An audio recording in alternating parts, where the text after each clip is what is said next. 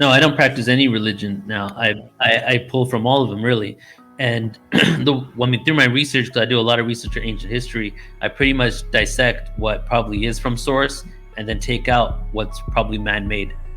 Because there's a lot of man-made stuff. To think that, first of all, when I say man-made, I'm talking literally, right? Because of the patriarchy, and then just to think that humans didn't want to exert their own control in order to sway the public opinion over thousands of years because it's a religion that's pure. That doesn't make any sense. If you look at almost every religion in the world, that especially in the day and age not too long ago, where religion pretty much ruled the state and the countries, that the power was so involved in religion that the ones that were at the head wanted to be able to manipulate the public in order to follow them more. When it came to King Henry VIII creating breaking away from the Catholic Church because of his reasons, right? Whether something beneficial came out of it later or not, his intent was in order to be able to do what he wanted to do.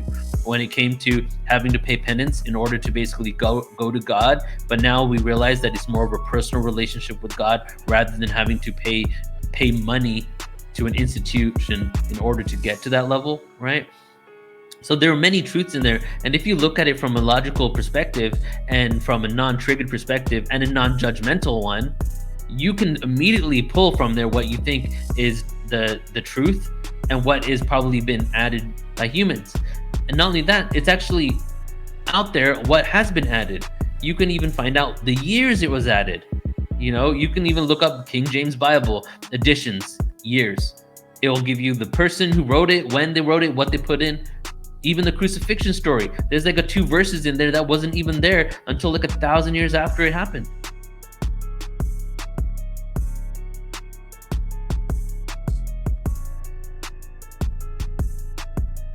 Hey yo, welcome to the Godcast. The Lord told me to tell you, wake up, wake up, wake up. You want answers? I think I'm entitled. You want answers? I want the truth! Was there an awakening moment? So this is like an all-encompassing awakening. It's all-encompassing. Every day, as they would creep in, I would just have to stop and catch myself right in those moments and say, God, I trust you. I'm not going to be afraid. I'm giving you my fear. And I also came to the understanding what you're saying, what you can't have light without dark. But then I started having the thought of, well, if we didn't have nighttime and we didn't have the winter, then plants would never stop growing. So if we never had issues, then we would only grow more. The thing with me, I never got into the astrology stuff. I never got into really doing any kind of energy work until I was very firm with Jesus. And it's a thing with me and Jesus where like people are praying and I'll get the sudden urge to tell that person to give your burdens to Jesus, and they'll say like, oh, I was just trying to talk to Jesus. Welcome to Godcast, the Goodness Over Darkness podcast. Here's your host, Emmanuel Kingman. What is going on, everybody? Welcome to Godcast, the Goodness Over Darkness podcast. I'm your host, Emmanuel Kingman, and here with me for the intro and the interview is the wonderful, lovely Mimi. Hello. Hello, my love. So, on today's episode, we had on special guest Neil Gaur, and Neil is host of Portal To Ascension, and wow, did he bring it in this episode. We got a lot of information out of Neil. We talked about Jesus being where he was between the ages of 13 to 29. We talked about the difference of not the differences, but we talked about the similarities of Hinduism and Christianity and how they're very, very similar. He told us about Pythagoras having a lot of the same qualities as Jesus, and we got to a lot of different things. I mean, he had some great grounding techniques at the end where, I want to let you guys listen to it. I don't want to give it all away here, but this was such an informative episode. And you see Mimi is busy writing away. In my brain. Hold on. Yeah, she is. She was taking a lot of notes because there was a lot of information here that was being said to us that was very eye-opening, and Neil did it in such a great way, like cutting through all the red tape, essentially, that all the divisionist tactics that have been used, and he knows his stuff. I mean, when we were talking about ancient civilizations, he was naming a lot of things off that I haven't heard elsewhere, and I looked into this stuff fairly decently. I like to look into many different ways and understand things from many different points of view, and he brought a lot of stuff that I haven't heard before. So, this was very, very eye-opening for me, and Yeah.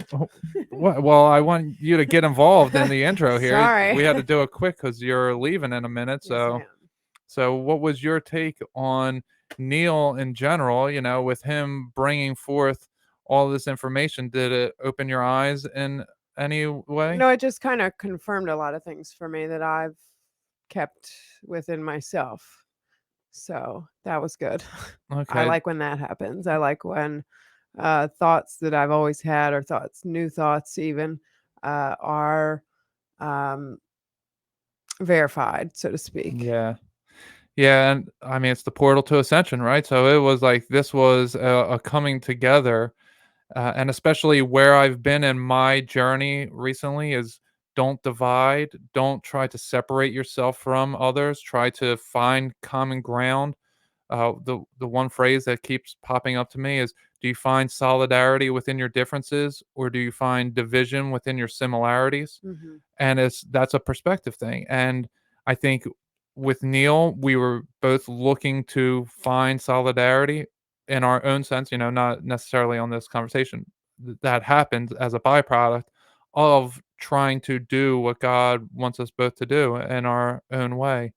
And I mean, I learned a lot of different stuff about how Hinduism, when we look at different pastors and people in Christianity that point to certain aspects, and they'll say, look, that's evil because of this. And Neil brought it back to the beginning. Well, it was changed because of people, but the way that it started was in a divine sense. And that was really helpful for me because, I think that I don't want to say Christians are doing bad things or pastors are doing the wrong thing, but they're really There's trying to, never any ultimates. Yeah. yeah, they're trying to scare people into thinking like them, and they do it, and it's not that they're doing it purposely to scare people. I don't think. I just think that they may be scared for whatever reason, and they say like karma. They bring up that question of, well, what's with the untouchables? And I talked to somebody else last night, and I asked him his opinion on that, which I'm going to try to get him on the podcast in a few weeks here, but uh, it's the same thing. He had a similar idea that it's not a good thing. And Neil actually taught us where that comes from, and it's white supremacy. Again, in our history of that happening. So it seems like to me that history and all of creation is really fractals, and it's smaller and larger events that are repeating themselves. And to me, I think maybe Jesus is the one for everybody, that it's not just for certain locations, that it works for everyone everywhere. And no matter what it is, I think he is the main character of everybody. But I think that you don't have to say his name in order for it to work. I think he is just the one for all the black sheep. And I think that everybody here essentially is the black sheep, and he's going to reach us where we are. Come as you are, right? That's the saying in Christianity, but they don't really practice it all that much. They want to tell you, no, leave that there and come to me. And when Jesus says, no, come to me, I'll show you grace wherever you are, and I will walk you through whatever your decision making process is. I'll walk you through all your thoughts and your actions, and I'll help you become someone who is worthy of making it to heaven. Because, and I don't want to say people aren't worthy of making it to heaven, but it's, we have to let go of certain aspects of ourselves in order to ascend. We are actually held onto these attachments that keep us in these denser realms, whereas we have to realize that we're the ones doing it, and when we make decisions, we let it go. We let the negative go. We transmute it. We don't play around in the karma anymore. It's keeps coming Right. around, and we do the same thing. I feel like the only way, quote unquote, out is growth. You Yeah. have to grow. And if Yeah. you don't grow, then you're just gonna, you're just gonna not grow. You're just gonna still be, quote unquote, in. Yeah, this is like a testing ground or a battleground, a It's school. definitely a school. Yeah, where we have to learn how to become. We have to have the discernment of God. We can't just. This is the mystery school, the my story school. Hmm. hmm Very interesting. I had a lot on that last night, and on Facebook with some people.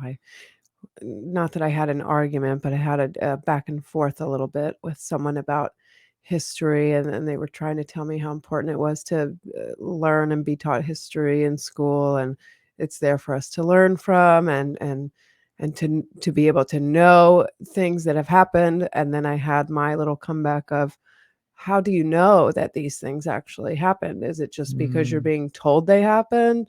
Eh, You cannot know something unless you experience something. So there is a history, his story versus mystery, my story in my life anyway. wow, that's some deep stuff there. I mean, man, you're not one that would typically do that on No, social and it media. was it's a family member, but and it wasn't anything um mean or anything like that. It was just, this is my viewpoint and this is your viewpoint on this one thing. Hmm.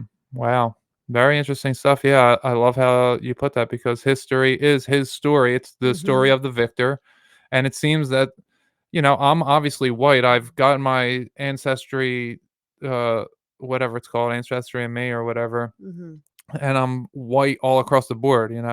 I'm a little bit of Mediterranean as well.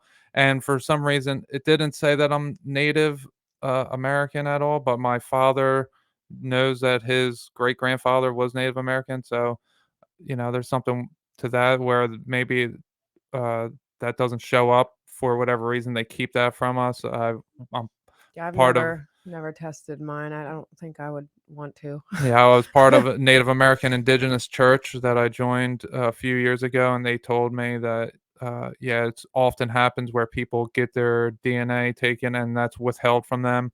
And it also could have been that it was just my mitochondrial DNA, or I don't even know if that's the proper word, but it would be my mother's side is what I got tested instead of my father's side. So I don't know how. I don't know how that all works, what the Yeah, science behind testing your blood is to figure out where you're from, and right. That's all that's weird. all a mystery to me too. Yes, but anyway, I say that because it's white people that have been doing the stuff that isn't up to snuff. So, and I'm all white, so it would be my history is part of that. So I think the fallen angels were white, super white. Actually, I think they were like the color marble, and I think that at some point that maybe everything was flash frozen and then, or was heated up real quick and then frozen real quick, and that the marble statues that we see are could be the actual beings. Not all the marble statues, but some of them from Greek could be that they were the actual Greek gods, the fallen angels that were heated up and then frozen, and then they were locked in as rock. And that's why we have the marble is like the most divine uh, rock that you can use now. The whiter it is, it's always that way for some reason. And if we had a voidless or a colorless void, a a black Mm. sea, that what would be the opposite of that would be Granite very white. I don't would know. be the opposite of marble, technically. Is Well, it? no, I don't mean rock. I mean if No, we have. what you were saying made me think of the guidestones and the granite capital and the opposite of white. Oh, okay. But yeah, so I'm just saying, like a black background. Mhm. What would you put on that? You would put what would show up, right? So if God created the angels before he created the earth, and it was a void, it was black, then he would create them. They would be the The opposite, light, white. right. So Mm. they would be very white to us. And Neil in here talks about cream colored people coming from North Russia, where St. Petersburg. That was interesting. Yeah, St. Peter's Gate, St. Yes. Petersburg coming down, and they started mixing with the darker colored people, Right. and that's where the Untouchables came from, a white supremacist type of thing. There's an interesting fallen angels take for me. Yeah. That they maybe have fell technically or went south from Russia. Yeah, Danunaki Dan and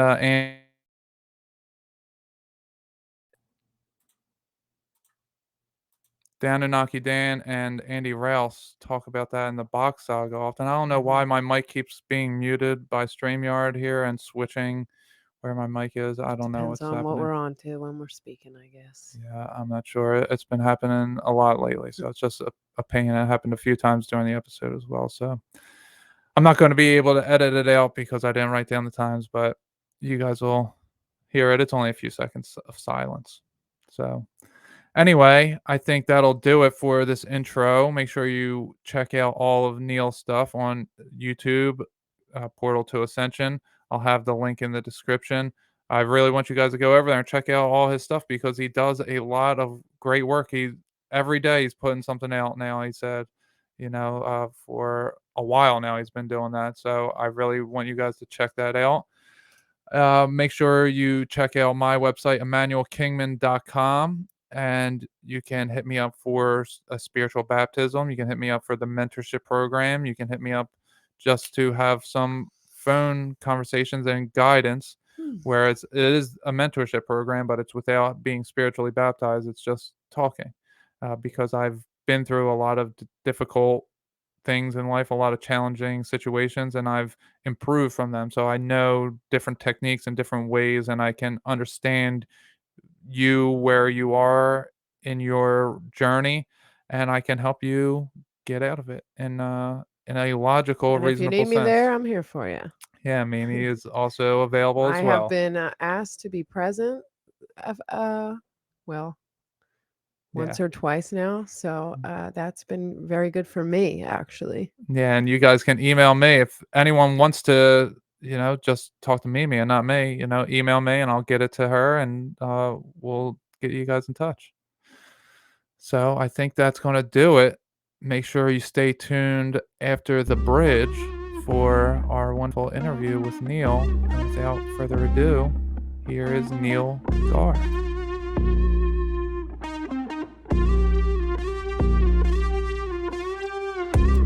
Welcome to the Godcast. Cross up on my back, I'm slaying demons. It don't matter what you call that. Searching for the truth, facts are facts until they fall flat. It's looking like a story, man, it's all cap. But it's goodness over darkness, it ain't all bad. I'm at my maker, but I was called back. Emmanuel, show my people they're under a spell. Heaven or hell is free will. I made my choice and now it's well with my soul. I pray the same for you as well. Welcome to the Godcast. Welcome to the Godcast. Hello, everybody. On today's episode, I have on a guest who has deeply researched religion, spirituality, and conspiracies for several decades. He is a rapper, a YouTube podcast host, and also has a platform that is helping reach the masses. He is host of the Portal to Ascension. Everybody welcome Neil Gaur to the show. Thank you so much for having me, guys. Thank you. So good to be with you. Yeah, it's so good to have you here. I have been a fan of the Portal to Ascension since I woke up. Nice. I came across that. You and Justin DeChamps were like one of the first two people that I found, and I was like, wow, this is some incredible stuff. So it's an honor to have you on the show. Dude, I appreciate that, man. Thank you. Yeah. So do you want to give our audience a little bit of background about who you are? Yeah, for sure. So, hello, everybody. My name is Neil, and yeah, I'm the founder of Portal to Ascension. And the way it all started is, well, whenever I give my story, I kind of give my full story because it's really about how I woke up and got into all this work in the first place. So, I was born in England, in London, and I moved to the US when I was 12 years old. And I was born into a Hindu family. So, my parents are from India. and raised in Hinduism, and pretty much I just followed the rites and rituals that my parents told me.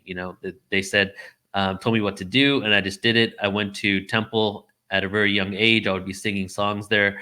But then as I started growing older, I realized that I really didn't have any firm beliefs or identity within religion. Like, I was just doing what I was told to do. And as I started connecting with other first generation Indian kids born out of India, I realized it was kind of a consensus for most of us that so many of these, and a lot of them today still are like completely immersed in their religion, but just doing what their parents said without any belief or even thought about what God is or anything like that.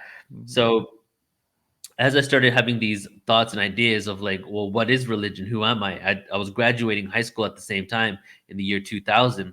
And when I went to college in Cal State Fullerton down in Southern California, I started, as a lot of people do when they go to college, connecting with many different people.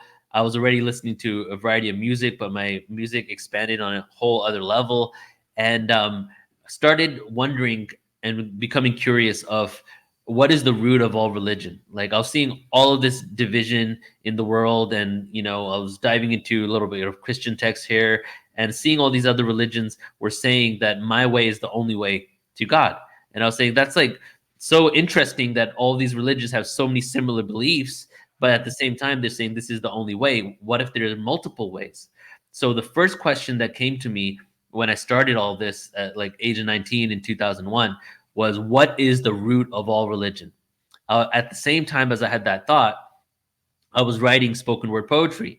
And my spoken word poetry at that time, it was like more like science fiction. It was like black holes, this, extraterrestrials, interdimensional travel, all that kind of like scientific intellectual jargon that I was just thought I was making up. So I started looking up not only what I was writing on the internet, but also like exploring just like ancient civilizations. And then I came across 4 individuals that I've had the opportunity to work with, some of them more than others, that really was kind of like the awakening for me. And they were Jim Self, who speaks on simultaneous time and the Merkaba light body, and Nassim Haramein, who basically the bottom line of Nassim is he shows us through mathematics and science how we're all interconnected. Then William Henry, who's also a star on Ancient Aliens, and he's an investigative mythologist. And then Jordan Maxwell, who is huge in the occult wisdom, the bloodlines and secret societies and all that. So that was all like all at once. I started getting this info, and I started reading the Sumerian Tablets of Creation.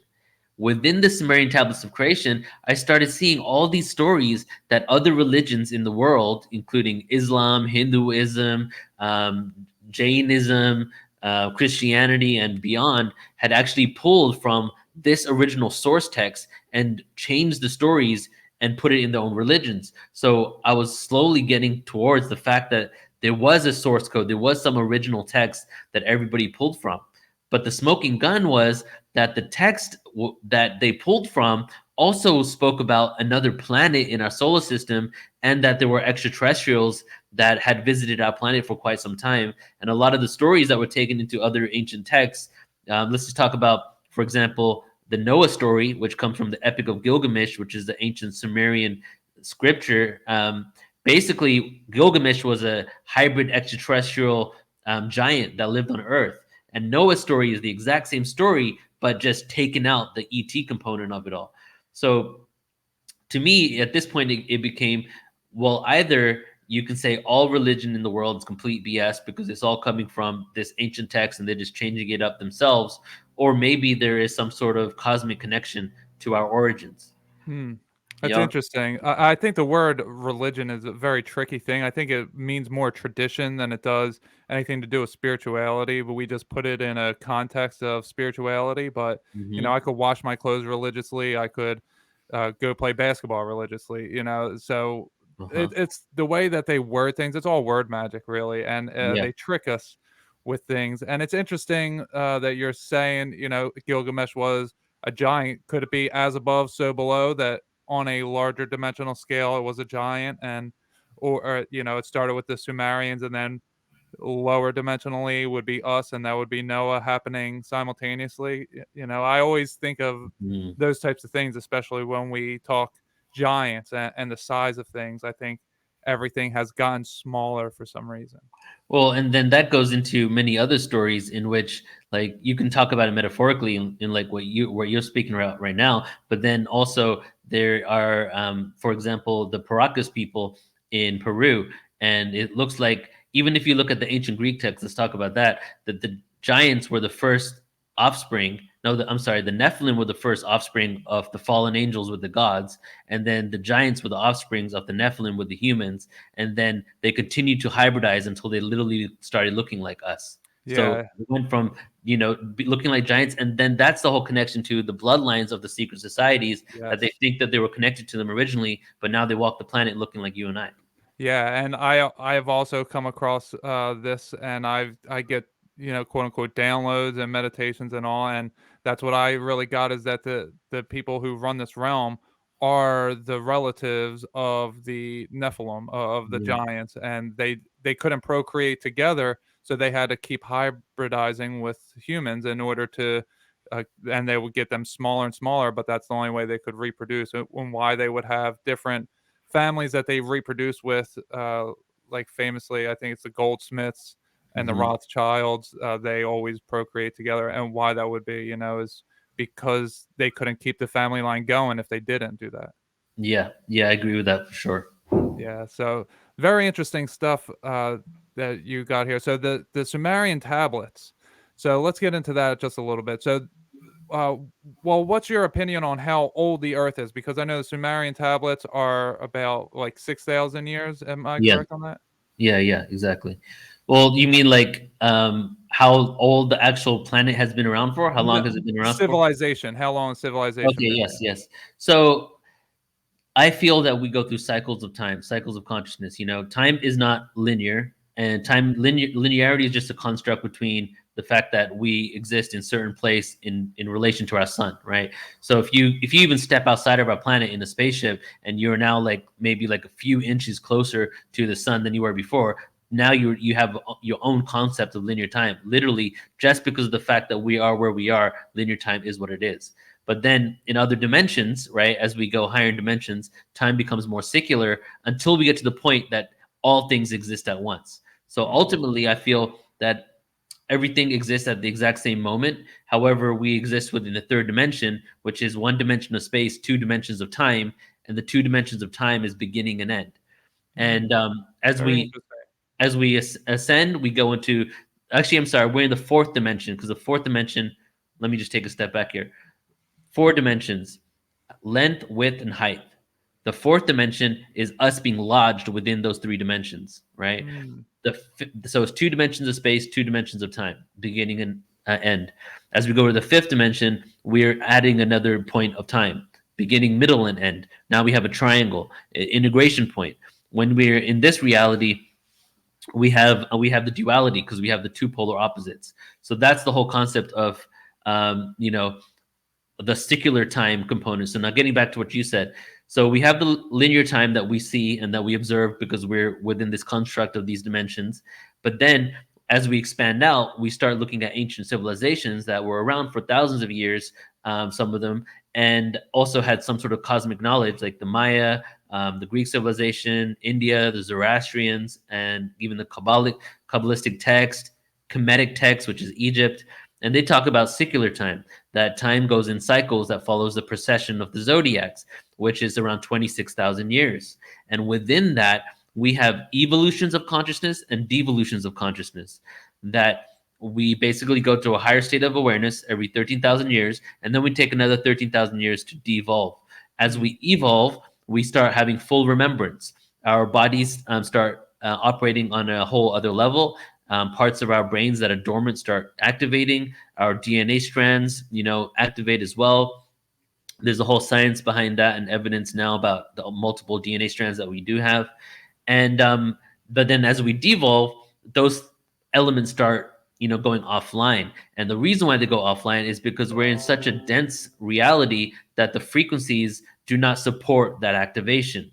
So that goes hand in hand with not only us going up, in consciousness again, but also the position of our solar system within our galaxy also is really important, because I'm actually doing a presentation this weekend on this, showing the dynamics of the way our solar system rotates around our galaxy and the different places it goes. There's all types of various forms of cosmic radiation that bombards our planets in certain intervals, almost like in patterns, as we move around our galaxy.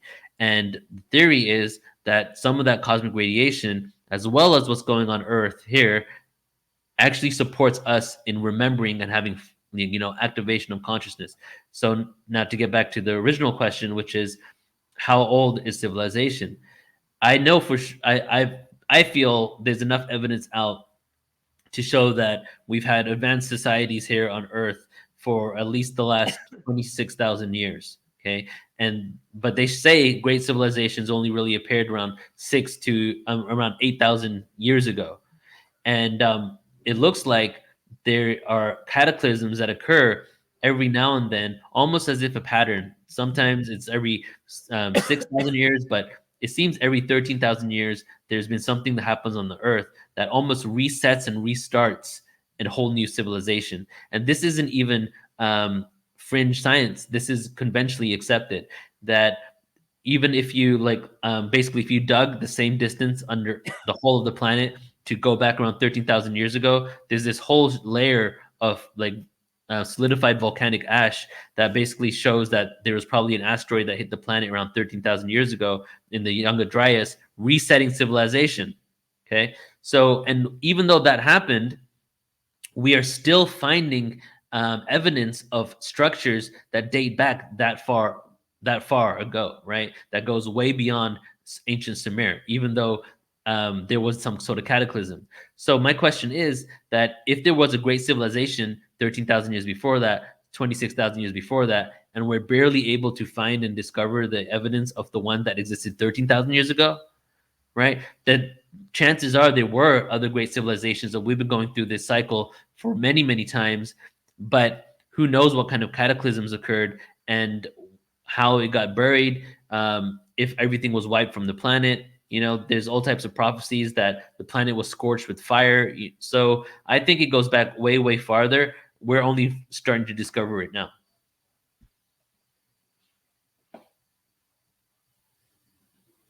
I think you muted.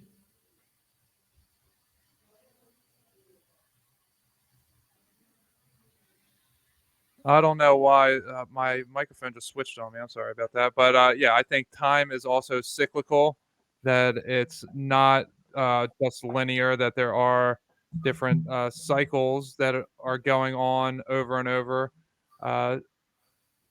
It's really tough to say how old the Earth actually, or not the Earth, but civilization could be, because when we look at all the resets, I'm not sure if you're familiar with the covered up history with this quote unquote Tartaria stuff that's coming to fruition. So I think there was a bunch of resets and they put us back.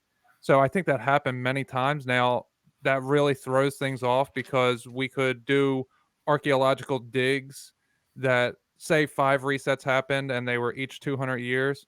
So something could have happened in the quote unquote 1800s, but then archaeology would say it was 1,000 years ago, because it's a weird place where that's all at. And I think right everything is just really thrown off, and we can't understand. We don't have the capacity, because everything has been messed with so much.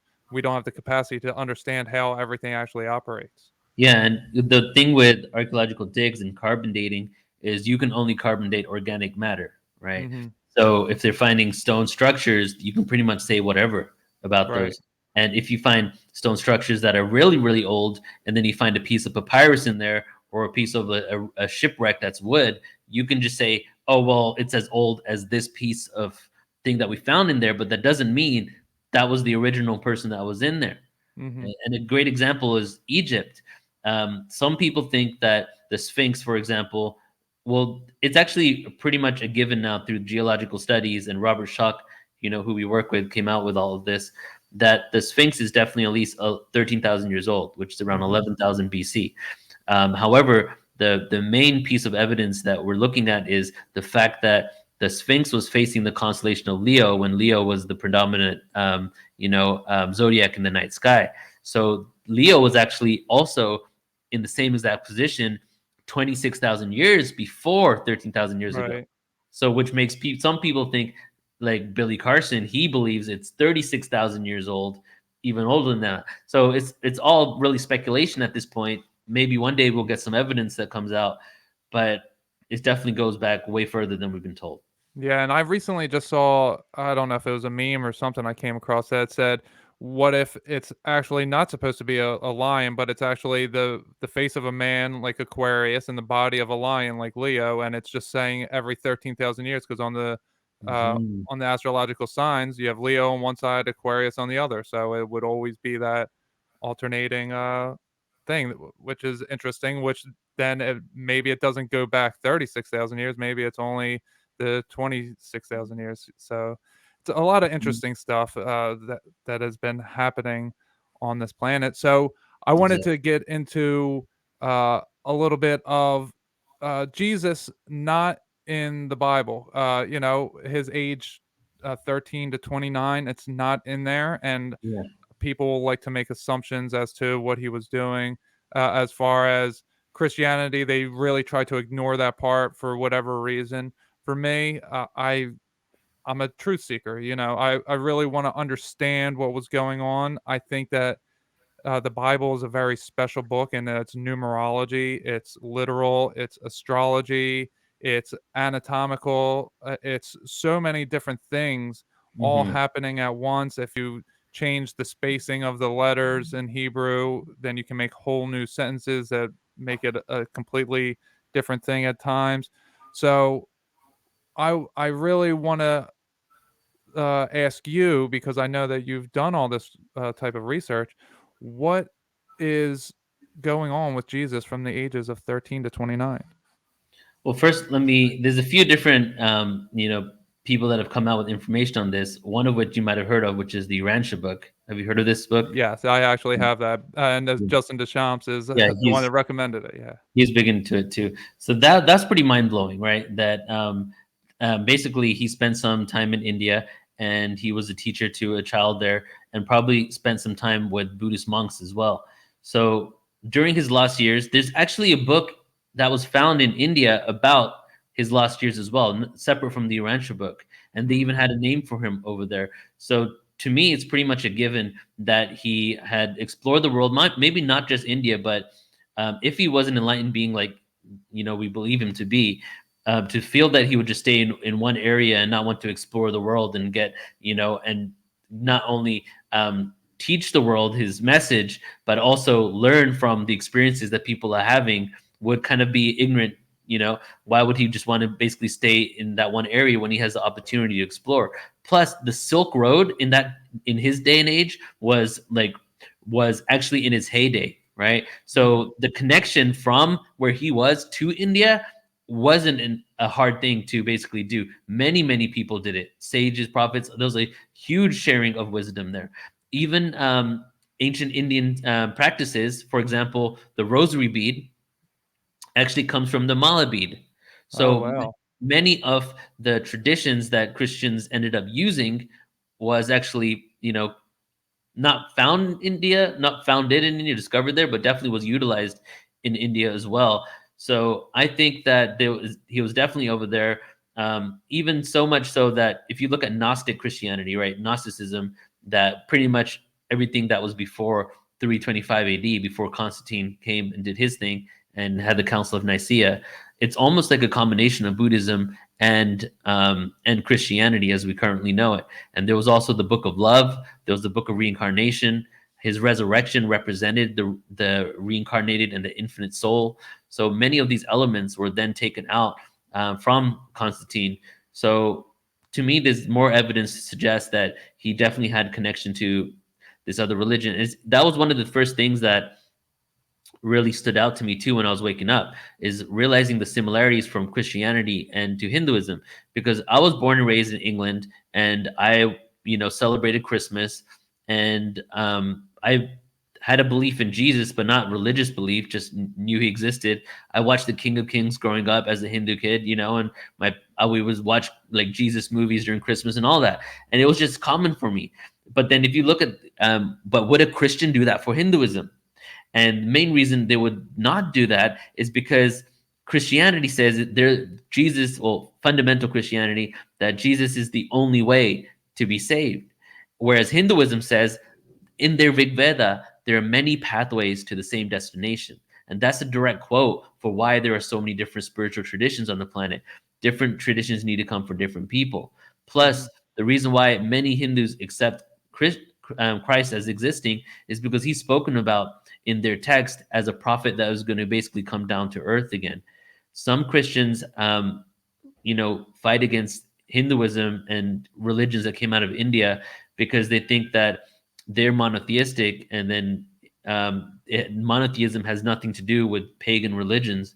But what they don't realize is monotheism actually came from pagan religions, and there's a lot of similarities within those.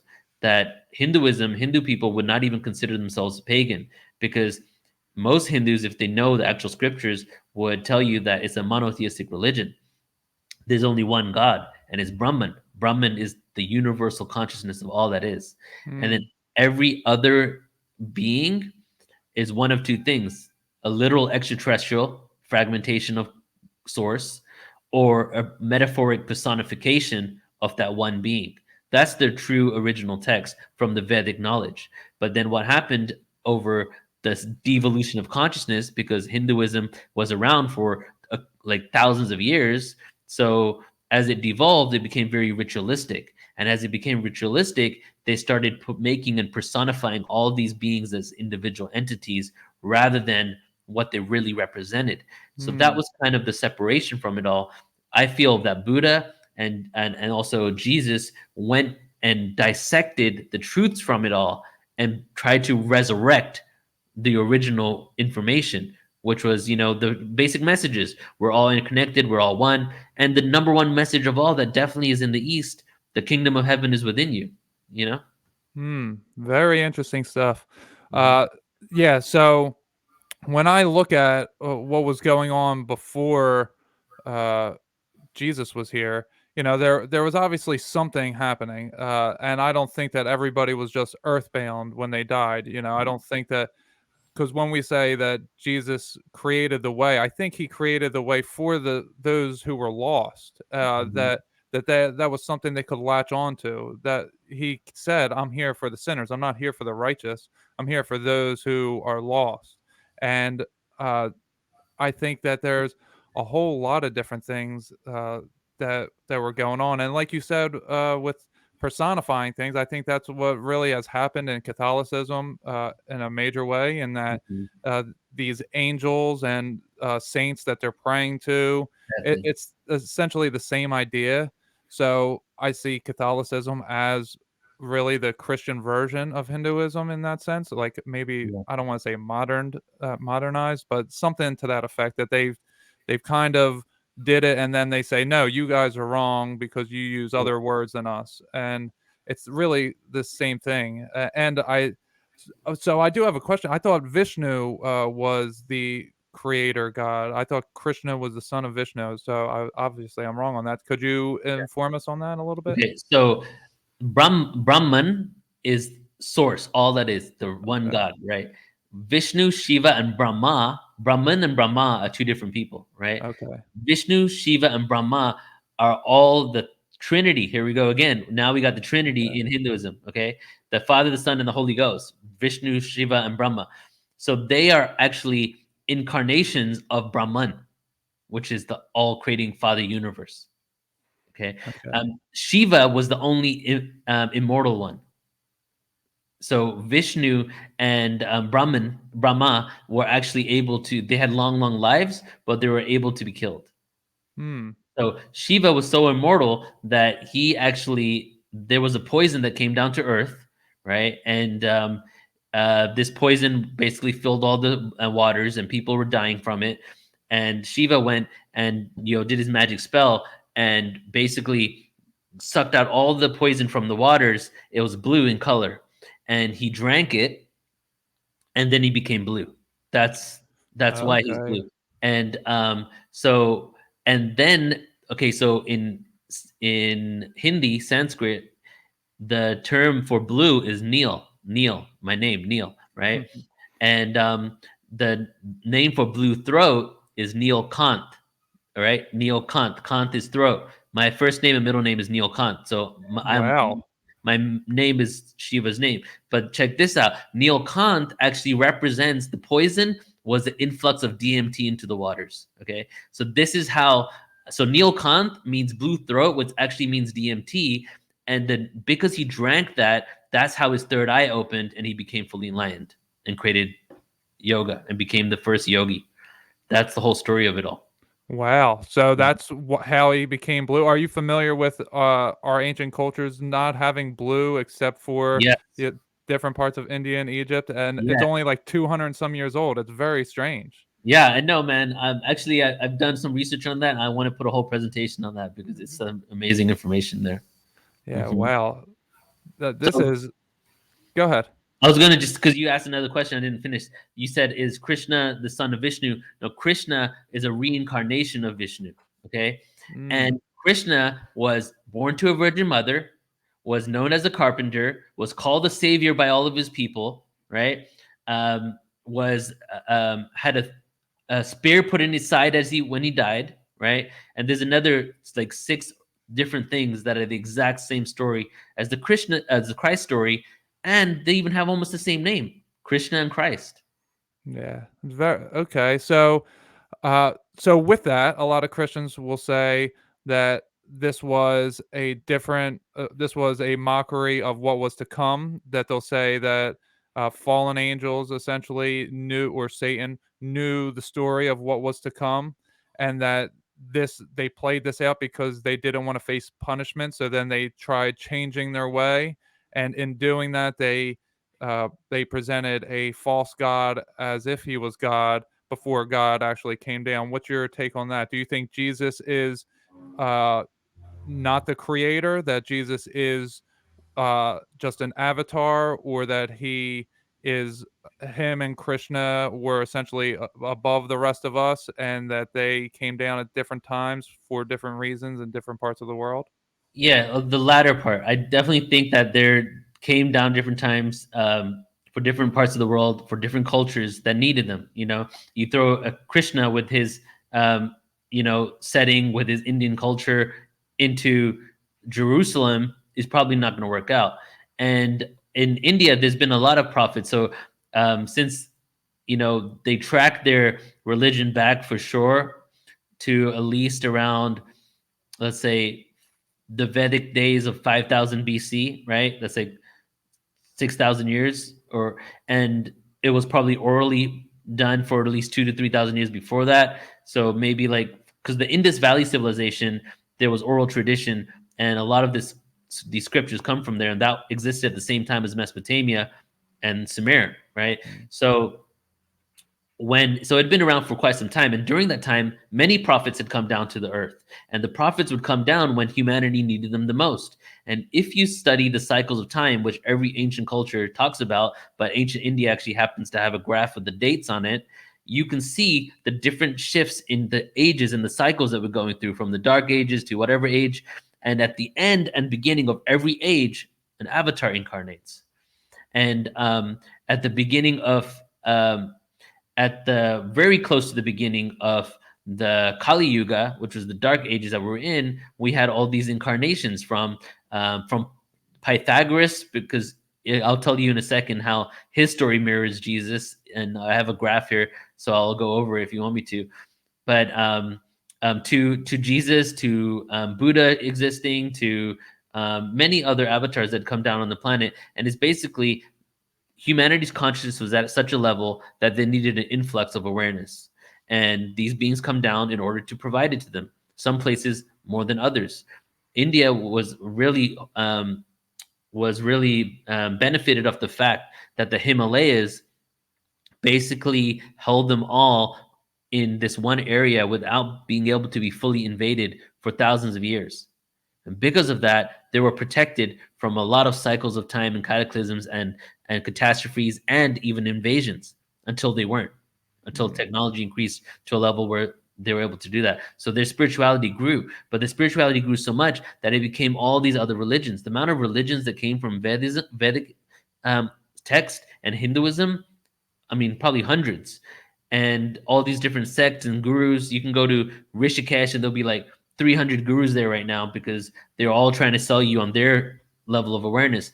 That India became, at one point, it was just a place to experience and to express spirituality in your own form, until it got to a point where it became commercialized in this capitalistic world, you know. But so what you were saying here is, what would I say to the people that are saying would say that, well, you know, it didn't happen in the right way. They try to freaking maybe mock it, or something happened that relates to the fact that it's maybe satanic, which also connects to the fact that a lot of people think paganism or polytheistic religions are satanic. I feel that it's not the case at all. I think that it can be argued, someone can have the same arguments when it comes to Christianity and Luciferianism and the connection there. What it looks like is that we just get what we need when we need it. And these beings come down to provide us with certain messages. And the message has never been, follow me, I am the only way. Even though that's what the quote seems to say in there. But Krishna said the exact same thing. He said, I am the light and I am the way. That's his words. Okay. So he didn't come down and say, my way is the only way and everybody else you should kill. Right. So yeah, so I'll just leave it at that for now, but you get where I'm going with this, right? Okay. Yeah, for sure. And I want to touch on the Pythagoras thing. Yeah.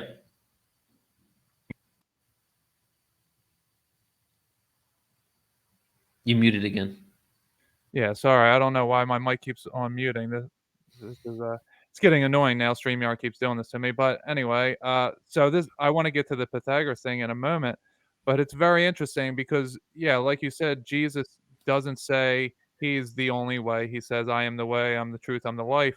But I've also had moments in me where I just feel that I'm like, oh, okay, I am a way. I am the way because I went from all the way in the darkness. You know, I was in prison, I was an addict, I had so many things that were so many bad attributes that I now can relate to so many different people, and I can show them like, look, I've created this path for you to essentially look at and mirror in your own way. So it's I really have a problem when people get offended by words and just the name, someone saying this name and that name, and they're saying, no, you're wrong because you're using that word. When you can feel God is going to, I feel that there is going to be some kind of final judgment for us. I don't know. I guess civilization will be recreated and they'll try again in whatever sense. But I feel that God will judge based on what's inside of us, what's in our heart, and what's in our understanding in our mind. And is it that are we following something because we want to be lustful? Is it, are we giving ourselves over to something else, like to that thing that's going to hurt us and make us miss the mark? Or, sin means miss the mark. Or are we trying to be people who are doing good for the sake of doing good, not for the sake of benefiting ourselves later, but are we doing good because that's what God wants us to do, because we're all supposed to love each other and be one? What's your take on the different wordings? Do you find that, so are you do you still practice Hinduism now, and do you think that that is the only way? No, I don't practice any religion now. I pull from all of them, really. And through my research, because I do a lot of research in ancient history, I pretty much dissect what probably is from source and then take out what's probably man-made. Because there's a lot of man-made stuff. To think that, first of all, when I say man-made, I'm talking literally, right? Because of the patriarchy. And then just to think that humans didn't want to exert their own control in order to sway the public opinion over thousands of years because it's a religion that's pure, that doesn't make any sense. If you look at almost every religion in the world, that especially in the day and age not too long ago, where religion pretty much ruled the state and the countries, that the power was so involved in religion that the ones that were at the head wanted to be able to manipulate the public in order to follow them more. When it came to King Henry VIII creating breaking away from the Catholic Church because of his reasons, right? Whether something beneficial came out of it later or not, his intent was in order to be able to do what he wanted to do. when it came to having to pay penance in order to basically go to God. But now we realize that it's more of a personal relationship with God rather than having to pay money to an institution in order to get to that level, right? So there are many truths in there. And if you look at it from a logical perspective and from a non-triggered perspective and a non-judgmental one, you can immediately pull from there what you think is the truth and what is probably been added by humans. And not only that, it's actually out there what has been added. You can even find out the years it was added. You can even look up King James Bible editions, years. It will give you the person who wrote it, when they wrote it, what they put in. Even the crucifixion story, there's like 2 verses in there that wasn't even there until like 1,000 years after it happened. Oh, Right? really? Do Yeah. you know which ones? It's been so long since I researched it, Okay. but basically, there in the Council of Nicaea, there were multiple gospels. There was hundreds of gospels, and a lot of them were thrown out. And some of those cases, Jesus never even died. Hmm. Right? Yeah, So that's interesting to me. I've looked at different things, and the way that I don't come from a Christian background. yeah. I mean, kind of, but I only knew Sunday school from the ages of 5 to 10. I went some Sundays. I didn't really learn anything, but then last year I was saved by Jesus after learning the astral realms, learning the chakra systems, all the other religions. I had demons chased out of me, and I was in this bliss that Jesus Christ saved my life. So, uh, Mhm. it was strange for me, at that time, and I'm still trying to learn everything, obviously. Uh, Mhm. but when I look back at, I learned, like I became psychic, and I learned all these different things, and I think he did die on the cross, but I have come across recently different groups that think he didn't die. But it's very interesting that everybody, all of the cultures, have a different perception of him, but that he was a real person and that this story did happen the way, roughly the way that it's told in the Bible. Like you said, things have been added on and taken away from, but I do think that he died, but it's because of the resurrection that people see him after and they're like, "Oh, well, he didn't die. He was Yeah. just they thought he was dead and took him off the cross too soon." Right. This the story of Constantine, that he basically made Christianity the number one religion in the whole of the Roman Empire. But there's a lot of evidence to suggest that he didn't even convert to Christianity until right before he died, where he basically was like, "Well, let me just make sure, just in Right. case." You know? And Right. it's like he wasn't even pure in his intent in why he Yeah. did what he did. It was Yeah, it's because Jesus came to him in a vision, essentially, right? hmm Yeah. So when it comes to what you're saying, your story, I don't feel any deity or God or anything is the only way, but it's your way. You know what I mean? So like you can have a personal relationship. So I think that's where a lot of people push back when you say that, when I say or anybody else says that, well, no, maybe Jesus isn't the only way to God. It's almost like a direct offense to them because that completely obliterates what they feel is the truth and reality. But I say that it doesn't need to mean that, because you can still have it as your way. Maybe it's just not the way for every single person on earth, right? And Right. there's been people that have said, um, Christian scholars that have said, well, if you're not aware of Jesus's name, then you're okay. Like if you're on an island somewhere and you've never even heard of Jesus, then it's okay. But then how does that make sense that Right. as soon as I tell someone about it, you just expect them to change that moment? Well, what happened when people didn't? Well, we either killed them or forced them to convert. Is that okay as well? Right. And I think Jesus is the creator, that he came down as that was his carnation at that time. I think that there was that the creator created many creations that then created creations, and hmm that Jesus is the one that created Adam and Eve, because the creations that were here prior to that were enslaving their creations, and hmm he wanted to free them from that. But the only way he could do that is because of free will. Was he created his own creation that would then mix, which is why Eve was purposely made in order to then procreate with the others, so that we would all have a mixture of the iron blood and the copper blood, the two different seeds, if you will. hmm And that he could call back his creation and have everyone rise at the same time, which I think is happening now, that we're all just ascending essentially. And so I think that he came down at that time and was killed by his creation because he was showing these Pharisees that were teaching their own way, that they didn't want to see that Yeah. their people be freed, because that was the whole point of it, was to free the slaves from oppression, which is, it's still happening now. And there's a lot of different things that were happening, and why. But I do have this connection with Jesus, but I think that he is every way. I don't think he's the only. When we say the only way, I Yeah. think that no matter what way you do it, like you were just saying, no matter what name you know it, Yeah. no matter what way you do, you are going through him. There is only one way, and it's to be love, and to love everybody, like, or love the neighbor as thyself, and love thyself as thy God, or however it's worded. I know I just messed it up, and Christians will be on me for Mhm. that, but that's really, that's why it's the only way. It's because it's every way. Yeah, I feel you. Yeah, it just goes by many names, Yeah. and that's the reason why within the conscious spiritual community that's not part of organized religion at all, we're still using the term Christ consciousness in order to represent what's going on this planet right now. Yeah.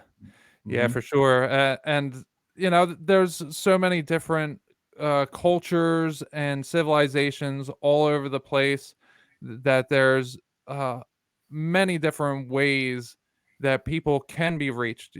For me, I was someone who went to prison. Like I said, I had addictions. I had a lot of mental disorders, anxiety, depression, OCD, those types of things.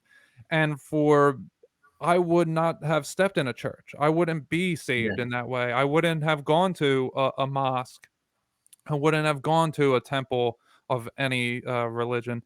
So for me to be reached the way I was reached was through spirituality. Well, it was conspiracy theories, and spirituality is how I was reached. And that's how Mhm. the message was conveyed to me, which is different than someone who's brought up in any number of religion, and the message gets through to them as a child, and then they don't have to go through the terrible things that I went through in order to learn this. So Yeah.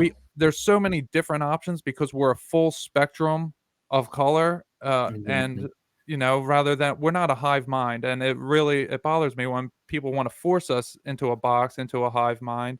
And even though their message may be like, we're supposed to love everyone, they're not actually doing that. They're saying, no, you're bad, you're wrong, because they're so afraid, and God didn't give us the spirit of fear.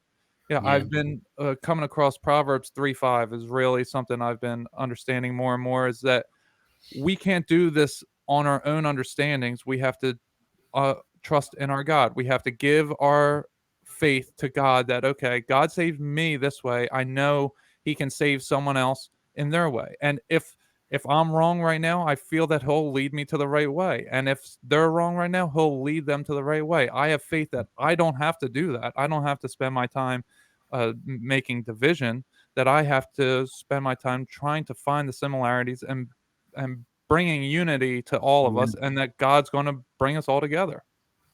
Yeah, I agree. There's we spend a lot of humanity spends so much time judging others for not doing what Yeah. they think they should be doing in order to basically set themselves up for a life they're not even in yet. You Yeah. know, like, if I judge you, God, because you're not doing what I think you should do, I'm gonna have a better place in heaven. You know, Yeah. but if you look at the text in itself, it talks about loving thy neighbor. Literally, like, the information is there. All the extra stuff, the judgment and everything, really came with the power and control. Yeah. Mhm. So what is your take on karma and the Untouchables in Hinduism? Is Yeah. that something that you abide by, or what's your take on that part? Yeah. So those are kind of, you mean like as how they relate together, or just as two separate things? Well, yeah. Well, how they relate together, and what's your opinion on, if you knew of someone to be a quote unquote untouchable, would you just Yeah. walk by them and not help them, or? No, I mean, I'm not like culturally Indian at all, even though my Yeah. family does all that cultural stuff, but my parents aren't like that either. My dad, like, for example, when we went to India once and we were at a family's house, and this lady, an untouchable lady, was cleaning the house, and then the daughter there. My dad flipped out because he completely is anti-child labor. He was like, and he like wanted to figure out how to pay for her college and get her out of it. And we're Brahmin, which is like the higher caste, so that doesn't really even exist right now, except for certain areas that are like that. But a lot of people that have left India don't even have that mentality. So when it comes to untouchables, let's first talk about how that even happened in the first place. Right. So there was a migration of an Aryan bloodline that came from the Eurasian steppes, which is current day North Russia. They came down to the Indus Valley civilization. And a little disclaimer out there, there's 4 different versions of this story. So if someone thinks that I'm saying the incorrect version, I'm just giving the general one, because there's an invasion version, there's a migration version, there's a version where it went the opposite way. So I'm just putting that disclaimer out there because it's really controversial, this migration story, because it goes with race and color of India. And a lot of people get extremely heated because they think that you're taking away their power by saying it in certain ways. So there was a migration that occurred. Some sort of mingling happened. There was currently a civilization that already existed in India, which we don't talk about too often, that predated 6000 BC. However, the Indus Valley civilization, which is in modern-day Pakistan, Afghanistan area, is known to be the cradle of civilization for India. So there was a migration that occurred, or some sort of mingling, where these lighter-skinned, probably like pretty much white or maybe a little cream complexion individuals started coming down into this area and mingling with the Indus Valley civilization, pushing them down south into India, but also merging with them and interbreeding with them. The whole of North India, in the middle of India, there's a mountain range. And a lot of those pure-blooded ones that stayed very dark and very brown and almost black even, were on the other side of South India, where the mountain range was. And a lot of the Aryan people that were coming from the Eurasian steppes didn't really go past that mountain range. So the ones in the south maintained their genetics over thousands of years longer because they had very little mingling with the Aryans that were coming in. And then the Aryans, spontaneously all over the place started interbreeding in North India, where I'm from, with the people that were there, making lighter skinned and darker skinned and all variations of skinned Indians. This is how the caste system began. The lighter you were, the whiter you were, the more you were able to basically focus on spirituality, them be in royal families and all the stuff. The darker you were, the more likely you were going to be either a farmer, a landowner, or an untouchable.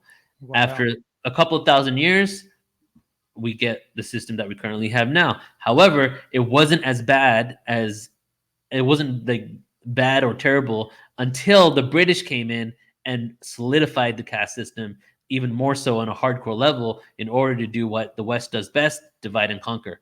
That's how you get the current system. So it happened because of race and skin color and all that stuff, but it wasn't in any way where people were hardcore disrespected like that until the British came. Then the disrespect happened. Now, when it comes to karma, which is also, you can talk about it separately and together, that's the whole purpose of the fact that we incarnate where we're supposed to.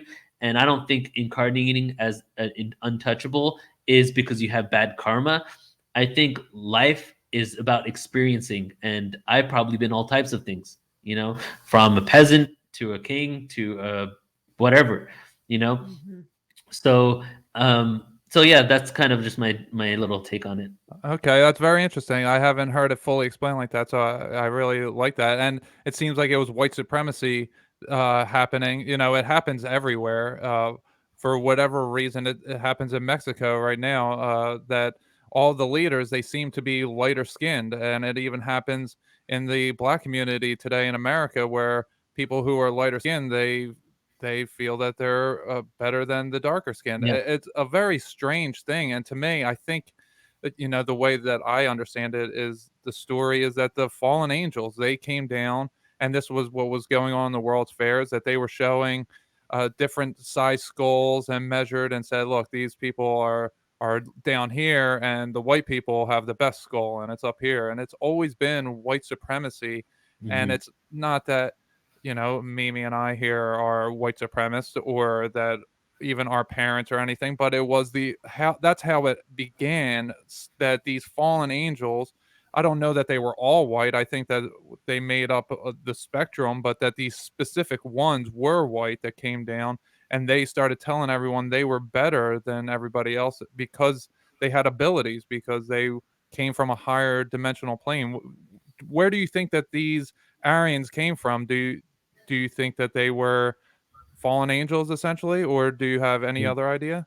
Well, I think the fallen angels date back further than that. I think these were just basically Proto-European Okay. tribes, and so this is also the Greek. Let's do this. Let's do the Greek and India connection, and then move that Okay. into Pythagoras and back to Jesus, All because right, sounds that's good. that's a good route right there. All right, so basically, if you look at Indian gods, half of them are the same as the Greek gods. Indra is Zeus. Athena is Saraswati. Indra has a lightning bolt, king of gods. Athena, every single thing, even the backstory of Saraswati is the exact same, right? Mm. There's a good amount, tens of gods that are the exact same gods, but just different names. So the question is, how do they have the same gods, right? And first of all, if you look at the pantheon gods all over Europe, you see that they're very similar. But then when you look at the Indian gods, because of the Indian culture, people don't connect the dots that it's a part of the same pantheon of the white tribes of the European nation. So Indus Valley civilization existed. Hardly find any evidence of what happened there, right? It even looks like it could have been exploded in a nuclear fallout, because there's like glass sheets on the ground, right? Like flash heat. And we're trying to find out like what kind of spirituality they had and all this stuff. And we found one cow on like this icon, and we can't find anything else anywhere. So we're like, oh, maybe they were a cow cult. Then we see this one little structure of someone meditating like this. Only one out of this civilization that was bigger than Egypt, like 5 times bigger than the Egyptian Empire. Wow. Right, right. And then we're like, oh, is that Shiva? Maybe Shiva was there. Oh, well, then what were the gods that were already in India when they moved down? But then this migration occurred, and the Indus Valley civilization split up. They went which way? They went to the east, to the west, and the east, founding Anatolia tribes, eventually finding Minoan tribes, eventually becoming all of Greece. And then the other ones went the other way. They went into India, migrating and integrating with the common people over there. When they went down and they both migrated, what did they take with them? The gods that were brought there. The Mm. gods were the exact same gods. So the Greek gods had those gods that came down from the Eurasian steppes, that were from modern day North Russia, that were probably white to cream in complexion. And then some of either they went independently to the west and eventually became the Greek tribes and city states, or some of the Indus Valley civilization went with them. And then the rest of them went down and migrated and intermingled with the natives of India, taking their gods with them. But India, we know for sure, had already had a bunch of gods there. So that's why we have all these Greek gods combined with like 100 other gods in India, creating modern day Hinduism. Wow. Yeah. So that was the migration routes. And you comment on that, and then we can go back into Greece and Pythagoras a bit. Yeah, that's very interesting. That some people think that the fallen means that it came from the north towards the south, and that's how they quote unquote fell. And St. Petersburg, Russia, could be the gates of St. Peter's, gates to heaven. That's And interesting. yeah, there's a lot of if you've ever looked at St. Petersburg on like Google Earth or Google Maps, I suggest you look it up, because you see that it's the most beautiful structures there, and that used to be the capital of Russia back even in the 1800s. So that's what was the capital. I think it was in 1800 somewhere in there that it got switched to Moscow. But it's a very interesting concept that maybe this realm that we're in, it's like some kind of spiral going upwards, and that it was cut off for whatever reason, and now there's the quote unquote ice wall that goes around. I don't know about that part, but it's just very interesting that you're saying that these cream colored or white cream colored beings came from North Russia. So that's just very interesting. Yeah, and I don't to think about it, like I don't doubt that it could have been direct fallen angels at that time. You know, Yeah. Do you know how long ago that was, or yeah, approximate? 6,000 BC. Okay. Yeah, that's when Enoch, his father, Jared, that's when he was around, and that's when it said the fallen angels came down themselves. Yeah, so it's 6,000 BC was when this civilization started, and if this was the case, and we're going with fallen angels, definitely they would probably be up in that area at that time, and then around 2,000 years later, they migrated down, and around 4,000 BC, we start seeing the collapse of the Indus Valley civilization and the spreading out. Wow. Okay. Mhm. Very interesting. And that Yeah. that collapse, that was in Moses' time, right? And the 4,000 BC was when he led out of the Exodus. Yeah, which is interesting because Egypt, Mesopotamia, and the Indus Valley civilization literally form a triangle right there. Boom. Wow. Egypt across across the Dead Sea, I think it is, through Yemen into Afghanistan, Indus Valley civilization, and then Mesopotamia right there. Literally the three largest empires and most prosperous and full of information that literally seeded almost every religion in the world. Well, all three right there. But the interesting Wow. thing was Mesopotamia and Egypt had a hierarchy. There is no evidence in the Indus Valley civilization. It's like 3 to 5 times bigger than all of them. No evidence of hierarchy. No evidence of having to pay some sort of authority figure. They're trying to figure it out, but it looks like it was like a civilization based on equality, and they had implemented maybe some sort of fifth dimensional existence, and then the migration happened. Yeah. Well, are they maybe the Tuscans? Are you familiar with the or not the Tuscans, the Etruscans that just popped up, and where Rome kind of took a lot of their stuff from these people who they said that they just appeared out of nowhere and that they didn't have a hierarchy. It was men and women were equal, and then Rome just conquered them and stole all their stuff. Well, but Rome wasn't for another 4,000 years. Okay. After that, So, but I'd be interested in who that is, and that's happened multiple times, I think, because if you look at the Kushan civilization that existed thousands of years later after Rome actually came into existence, that actually was in the same area as the Indus Valley civilization. It's called the Kushan civilization because the area that the Indus Valley civilization is in is where Hindu Kush is, the Hindu Kush Valley, which is actually where the first cannabis plant was cultivated, which is where the word Hindu Kush comes from, because it was cannabis that was found there. So that civilization was the only one on the planet at that time that had complete equality. Romans, Greeks, Buddhists, Hindus, everybody was allowed to be in that empire at the same time and walk around freely without being persecuted. Wow, very interesting. So do you want to go into the Pythagoras and Jesus? Yes.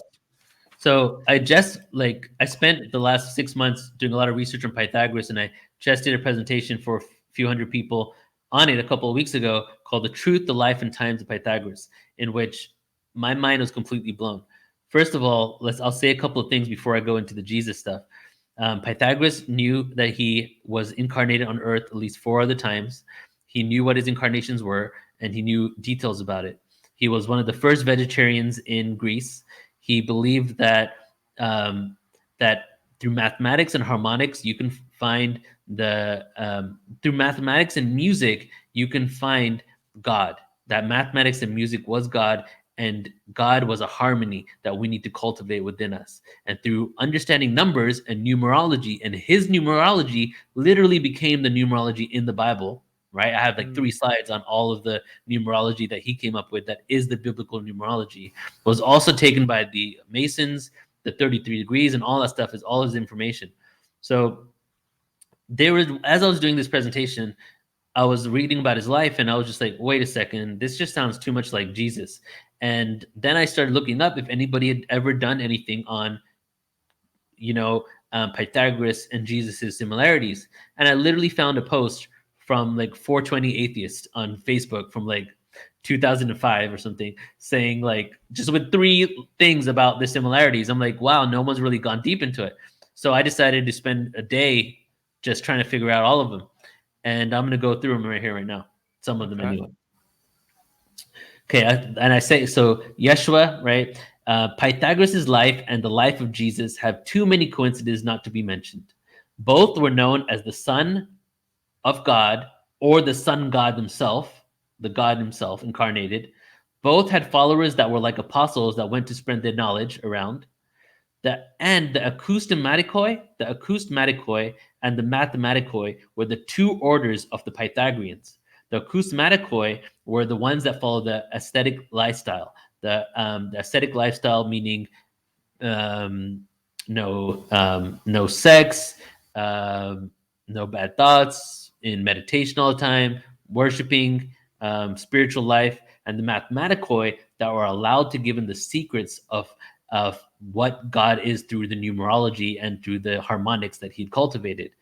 Both of them were the precursors to the clergy and the secret order of the Freemasons that became literally utilizing, some say Luciferian, but utilizing Christianity for their own benefits. The Rosicrucians directly come from the mathematikoi, and the Knights Templar as well. Wow. So his 2 orders were literally the precursors to all the orders of this clergy and the segmentation that happened within Christianity. They both never claimed to produce all the awareness themselves, right? Instead, they actually, both of them never wrote anything down themselves. Instead, their followers attested and began worshiping them after their deaths. So they're both even known to not only wrote anything down themselves, but they never even really said, this is my info, this is my info, this is my info, right? They gave it and said, even Pythagoras, I got this from source. I got this from my plant medicine ceremony. I got this from ancient Egypt. These are his words, right? And Jesus, the same thing, like that this is coming from divine revelation. And then we can also track back his history in India and things like that. But his followers loved him so much that they just completely neglected all of the evidence of where they got the information from and just solely started worshiping them. Both taught about reincarnation. Book of Reincarnation and the Resurrection of Christ are the 2 things that I referenced there. Both never wrote anything down themselves. Their apostles did the writing. Both were known to walk on water and bilocate, being 2 places at the same time. Both of their information was utilized and adopted by the elite. They were both anti-elitism and believed in equality. So Pythagoras is known repeatedly. It's so interesting because I don't even like to say Masons or Illuminati anymore because I don't even know the names anymore or what really is going on. There's some sort of order, but they took and they worshiped Pythagoras because due to his information, they were able to build and construct society in their own image through Rome and beyond. So, however, it's been quoted so many times. Pythagoras was anti-elitism beyond anything. Jesus, he threw out the moneylenders for a reason, So they were so Pythagoras was so anti-elitism that he was trying to persuade people in Italy, right? He was trying to persuade people in Italy and the kings and the authoritarians there on being vegetarian and doing different things and adopting certain lifestyle so that they could stop being so aggressive. He would even say that just if you start killing animals just freely like this, what's going to stop you from killing your brother, right? And then we have Parthenosis, which is Pythagoras' mother, which means young woman or virgin. Okay, much evidence to suggest that Parthenos had a virgin birth. It was common in Greek in those days to believe the gods would interbreed with humans. So when we have the virgin birth from Jesus, it wasn't an uncommon thing because in the pagan world, in Greece and Italy, it was common as anything because the gods would always come down and have a kid with. It was throughout all of their mythology. It was a continuation of that. And even in Greece, there was an order of priestesses that existed that practiced rituals in Greece specifically for virgin births, right? And his mother was a part of it. They had rituals and policies around what was considered a virgin, and your body could be, and there was also a way to restore a body to its virgin state. So that's just a little bit of information there on, there were some things that I had in my mind as well as going to share. It'll probably come up as you're talking right now, but that's just some of, the connections. Yeah, it's very interesting. That I mean, I never heard of Pythagoras being mentioned. There's a class of I don't want to say class, but there's many Osiris, Buddha. There's so many different people that are mentioned with Jesus. I've never heard Pythagoras, so that is Yeah. very interesting to me. Well, actually, I remember what I was going to tell you now. Let me just add Go this ahead. to it. So Pythagoras was born in Greece, and then he actually, as soon as he was born, he went all over the known world. And his first religion that he was actually raised in was Zoroastrianism, because his dad was a merchant, and his dad would take him around the world. So he even lived in Egypt for 20 years. Then when he came back to um, his his island in Greece, an authority figure, a tyrant, had taken over the land. So he moved to Italy, to Croton, Italy. So all of this information was actually dispersed through Italy more than it was in Greece. And then a couple of hundred years later, we get the Roman Catholic Church coming about in a country in which all of Pythagoras' views was predominant and almost solely cultivated in the whole area. So on top of everything that I said right there, it makes perfect sense, because his views had permeating the whole of Italy, and the Roman Empire was not only using his information because he literally lived there until his dying breath, but his acousmatikoi and his mathematikoi were the predominant orders within Italy as well, as the Vatican Church was being created. Oh, and that brings up the cymatics and how the cathedral type of deal, the windows. If you were to remove the stained glass windows, and Yeah. wind was to come through, it would maybe be a healing center, which goes into what you're talking about right here. Yep, exactly. Yeah, wow, that is some great information that you have given us. So before we leave out, I do want to ask, because some people, when they see all of these different characters having a lot of different characteristics, they say, oh, none of the stories were true, they're all metaphor, none of them, they're all about you. Where do you give credit to that each of these were actual beings that were actually experiencing these different things and had these different characteristics, and that it's also metaphorical for ourselves, possibly? Or do you take a hard stance on it only being metaphor or only being literal? Yeah, so I've gone back and forth over the last 21 years. I went through 100% not believing that Jesus existed to the opposite of that. And now, yeah, I'm somewhere in between. I honestly feel that they all existed. Okay. Like, I think that right now, just by like checking my ego to the side and tuning into the energy, knowing everything I know and still thinking that it actually happened, because I could have convinced myself that it didn't with all this information. Right.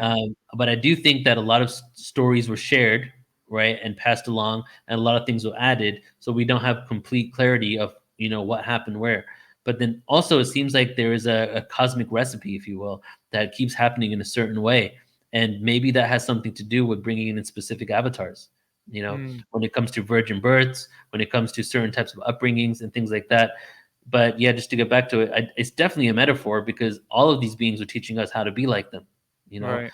How to live like them. And it happened multiple times. Just to say it happened one time for just one group of people wouldn't make any sense. It's definitely happening all the time. And it's probably going to happen in the next few thousand years again, as we're evolving in consciousness. A lot of the information that came out from these beings, it seems that humanity wasn't ready to fully process, but the reason why, I think, because if you look at history, you'll see every 2,000 years, the change of every zodiac, a new religion pops up on the planet. Even with Moses, when Moses came down from Mount Sinai, was he? I don't think he actually killed those people down there. I think that was human-made stuff. What happened is they were worshiping, because you know how like basically he created an earthquake and all that, and was really upset because everybody was still worshiping the old gods, right? Mhm. His followers. What happens is every 2,000 years, a zodiac changes in the sky. When the zodiac shifts, a new religion emerges. that was the end of one of the zodiacs and the beginning of a new one. He had gone and got the new covenant for the new age, and he brought it down to his people. But they were still worshiping the bull, the old zodiac. So you one thing, you can't judge them for doing something they've been doing for 2,000 years, right? And especially when it just occurred. So the destruction and stuff, I think, didn't happen because the judgment from that wouldn't make sense from a divine being. However, every 2,000 years, a new religion emerges on the planet that eventually becomes the number one religion. The last one was Christianity. And the reason why it was literally the last one before the next evolution, which is the unity consciousness, is because it's really important in our evolution. Understanding the truths of Christ and what it represented and what it meant for this world and deciphering all that information, I think is extremely important for the days and the years to come. So I would in no way say that I'm disrespecting Christianity. I feel that it holds an incredibly beautiful place. It just is a shame that it's been utilized in such a disharmonic way. And now we're getting to an age where we can start understanding the truth. And we've done I've done a 2-day, 10-hour day conference called The Truth of the Bible, right? And if the whole world looked at that thing, we could and all accepted that kind of information, we could actually utilize Christ consciousness and the Christian message in a positive way for everybody, So it's not like it's too late, it's too far gone, this religion is harmful for people. It's nothing like that. It's more like we just need to really look at it from a lens of unity rather than division, and then move forward from there. There we go. That's greatly said. I do have one more question. Since you are such a wealth of knowledge, I would just want to ask that if you've ever come across the phenomena where the alien abduction phenomena, or also the sleep paralysis when people use the name of Jesus Christ, then it stops or it'll go away. I've actually had this experience. I was abducted my entire life until I was saved by Christ, and then when I explained earlier, what happened to me last year, and then I was no longer abducted, and I don't know why that is or what is with that. Have you ever come across anybody or other names being used to be able to stop this phenomena? Yeah, well, I would say it's twofold. That the energy of the Christ definitely holds its own energy, and then also your belief in certain thing also does it as well. How much you're like, you believe something so much that nothing can even penetrate that vibration, right? Okay. And so I've heard people use, are you when I first got into this awareness, and I wasn't even into like religion at this point, people were telling me if you see a ET and the ET maybe has negative intentions for you and you don't know, you ask, are you of the Christ consciousness? And it's literally a law of the universe. It needs to respond. Okay. Because this planet is the energy of the Christ consciousness, right? And the Sophianic energy, the Christ consciousness, the divine masculine, the Sophianic is the divine feminine. They're actually both resurrecting right now. And so the other thing that I've heard people say is, are you of the light? Just as plain as that, invoking the light in themselves. But I have heard many people say the same thing that you said, where they and some of them actually have become very fundamental Christians because they utilize that, and then that was kind of their answer to that must be the only way, because you answered for me, Their proof. I've heard a lot of different people who practice different religions that when this is happening to them, no other name stopped it except for Christ. And I even talked to someone not long ago who said that they were saying, God, please make this stop. God, please make this stop. And the one thing that came to them was call Jesus' name. And when he did, so maybe Jesus is the protector of us. I don't really know. I just know that it worked for me. So since you have so much information, I mean, this was such a great wealth of knowledge. I figured you'd have some information into that aspect as well. Yeah. I mean, like if say you're an Indian, you don't know English, right? Jesus won't even come to your head. You know what I'm saying? Yeah. Like, so what do they say? Yeah. Right. Yeah, it's very interesting. Yeah, I mean, it's one of those things that I guess we'll find out eventually. Maybe that when we all ascend, that maybe we'll find out some of these questions that we can't really get answers to, but we can only speculate on. Yeah, and that's why I like the Rig Veda, my number one quote that I love so much. There are many pathways to the same destination. Same way I started it off, Mhm. and each pathway can be as relevant. It just really means it is how much belief you have in that path, and Yeah. that can be your liberation. Yeah, and the Bhagavad Gita, I say it all the time. I actually have a copy down there behind me. Is that really helped me understand when Arjun is talking to Krishna and he's saying, no matter what, you can't do someone else's job for them. No matter Mhm. how good you are at doing their job, you can't do it for them. And I think that Yes. goes hand in hand with what you were just saying. That there's many ways you can't force someone to be like you. You can't live their life for them. They all have to go through it themselves. Right. I think we Exactly. all find our own truths through our own experiences, and sometimes you can't force your truth on someone else because it may not actually be their truth, but we're all headed the same direction. Hmm. Yeah, exactly. Yeah, so the way I like to end my discussions is I like to ask my guest, what is your number one go-to grounding technique of how to stay human, with all Mhm. this information and possibilities out there? How do you stay centered? So I chant. I use chanting, and there's a few different types of chanting. Definitely three breaths at first, and sometimes I just do three ohms. Right? I'm gonna give you three different ways from the least effective for me to the most effective. So the ohms, just like in the moment with a group of people going somewhere. Hey guys, do you want to do three ohms together? And then there's the seed sounds, the chakra seed sounds. Every chakra has this own sound. Okay. Ram, Lam, whatever, three times each, every single one of them, breathing in and breathing out. Okay. So, but then I like the last one. And the last one I like the most because it's universal. And I teach full on like 10-hour courses, 3-day events on sound chanting and frequency science. And we go over this stuff. And the last one I like the most because I love to give people something that's non-dogmatic. And even though Om is technically the sound of the universe, and chakra seed sounds are universal sounds that came before religion, organized religion, a lot of people that might be of another religion might be like, well, I don't really resonate with that. So what I say is do the vowels, chant the vowels. A, E, I, O, U. Three times each. Full breaths, chant them. Because the vowels weren't even implemented into written language, until 2,000 years after we even had language. Yeah, I You- I actually think that's what God's name is AEIOU. If you were to, Exactly. it would be pronounced something like Yahuwah, Yeah. something to that way, and they couldn't write down the vowels because it was so sacred, so they Mhm. just wrote down the consonants. So that's That's that's a whole other freaking podcast right there, yeah, like wow. so AEIOU, like for example, Egypt's ancient name Kemet. It actually wasn't Kemet, it was Kmt, KMT. The E's were added 2,000 years later. And Mm, the vowels were added because we were devolving in consciousness, and the vowel sounds activated your soul and your connection to the divine. So we did wow. not need it when we were already activated. But as we devolved, humans were like, oh, let's add these things in there so we can keep ourselves at that level of consciousness. So when you do Oh, those three times each, mm. AEIOU, full breaths, and then this is what I love doing. You do one of them three times, and then you just sit with it and you just register in your mind where the frequency vibrated. Then you do the next one, the next one, next one, and then you can good to go. Do whatever you need to do after that.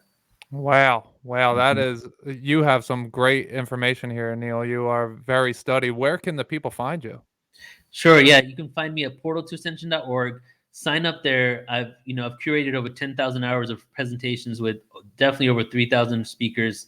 And on my website, if you sign up, you sign up on the homepage, you actually get 3,000 hours of free presentations. It's like Netflix for consciousness. And when you sign up, you'll get a username and password. You can log in, check it out. And then also our upcoming events. We have one on ancient Sumerian Mesopotamia, 10-hour event coming up in a couple weeks, actually. And then the last thing is I'm trying to grow my YouTube right now. We have like 45,000 on there. But Wow. so go to youtube.com/portal to ascension. Every single day of the week, we have something going out there because with all of our archives, we're actually, especially because of what's been going on the last couple of years, we've like kind of like pulled out all the stops. It's just like nonstop awareness now. So every day we got like 2 to 3 hours of presentations being streamed live on our YouTube.